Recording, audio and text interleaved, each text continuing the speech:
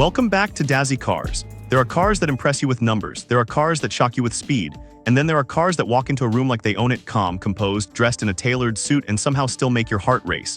The 2001 Aston Martin Vanquish isn't just a grand tourer, it's British theater on four wheels, it's elegance fused with menace. It's the kind of machine that doesn't scream for attention, yet commands it anyway. You have to rewind your mind to the early 2000s. The world of performance cars was shifting. Ferrari was sharpening its edges, Porsche was refining its precision, Lamborghini was embracing outrageous drama. And Aston Martin was building rolling sculptures, machines that didn't just go fast but looked like they were carved by a master craftsman. Now let's talk about the exterior, because the Vanquish doesn't just sit there, it poses. Long hood stretches out endlessly in front of you like the car is exhaling confidence. The front grille, wide and unapologetically Aston, looks less like an intake and more like a signature. The headlights sweep back elegantly, subtle but piercing. The curves along the fenders are muscular without being aggressive. There's tension in the body lines, a restrained strength. Walk around to the side and the proportions hit you. That impossibly long bonnet. The cabin pushed slightly rearward, the short rear deck. Classic front engine GT layout perfection. The wheels fill the arches beautifully, 19-inch alloys that look both refined and purposeful. And then the rear. Those slender taillights stretch horizontally, understated but distinct. Quad exhaust tips sit beneath the bumper like a quiet warning. There's no oversized wing, no exaggerated diffuser. The Vanquish doesn't need to shout, it's confident enough to let the silhouette speak. This car feels tailored, sculpted, almost aristocratic. But make no mistake, beneath that British sophistication lies serious performance intent. Moving inside, the interior feels like stepping into a private club. The door opens with weight, solid, intentional. You lower yourself into the seat and immediately notice the leather, thick, rich, aromatic. The dashboard curves gracefully across the cabin. Aluminum accents glint subtly in the light. Everything feels handcrafted. The center stack is clean, with physical buttons instead of screens dominating your view. The gauges are classic analog, clear, elegant, timeless. There's something incredibly refreshing about the simplicity. No distracting animations, no oversized infotainment systems, just craftsmanship. The seats are supportive but comfortable. This is a grand tourer after all, you're meant to cover miles. The driving position feels commanding without being aggressive. The steering wheel sits perfectly in your hands, leather-wrapped, substantial.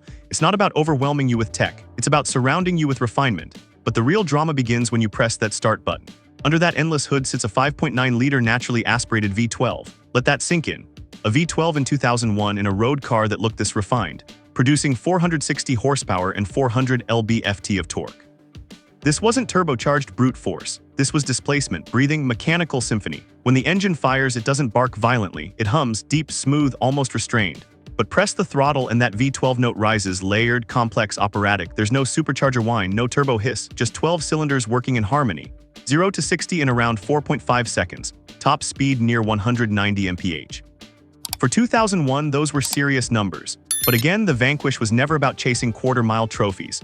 It was about how it delivered that speed. Power builds progressively, smoothly. There's no sudden punch, just a wave of torque that pushes you forward with authority. The 6-speed automated manual transmission, controversial at the time, delivers firm mechanical shifts. It's not lightning fast like modern dual clutch systems, but it feels deliberate, raw. And that's part of its character. Now let's talk handling. The Vanquish was built on a bonded aluminum chassis, advanced for its time. It feels solid, planted. The steering is weighted beautifully, giving you real feedback through the wheel. It's not razor-sharp like a track-focused Porsche, but that's not the mission here. Through sweeping corners, the car feels balanced, composed. The front end grips confidently while the rear follows obediently. It's not twitchy, it's not wild. It's controlled power, the kind that encourages you to stretch its legs on open roads. This is the car you take across a continent. The car you drive through mountain passes with the windows down just to hear that V12 echo off canyon walls. The ride quality is firm but compliant. It absorbs imperfections without isolating you from the road. You feel connected, not punished. Braking is strong, progressive, confidence inspiring. At high speeds, the car remains stable and composed. It doesn't feel nervous. It feels dignified even when moving fast. Now let's address safety and pricing. In 2001, the Vanquish came equipped with front and side airbags, anti-lock brakes, traction control, appropriate for a high-end GT of its era. But like most performance cars from that time, it doesn't overwhelm you with electronic assistance. You are expected to drive with awareness. When it launched, the price tag hovered around $228,000. This was serious territory. You weren't just buying performance, you were buying exclusivity, craftsmanship, presence. Production numbers were limited. This wasn't mass-produced. It was assembled with care at Aston Martin's Newport Pagnell facility. Each car felt special because it was. And culturally, this car gained immortality when it appeared in the James Bond film Die Another Day. That cinematic moment cemented it as more than a GT, it became an icon. But beyond the movie magic, what makes the 2001 Vanquish emotional is its duality. It's refined but powerful, elegant but dangerous, sophisticated but thrilling. Driving it today feels different from modern supercars. There's no drive mode dial transforming the personality, no digital screens reshaping the dashboard. It's analog luxury, mechanical passion wrapped in leather. You press the throttle and the V12 responds with a smooth surge. You guide the car through a corner and feel the chassis settle beneath you.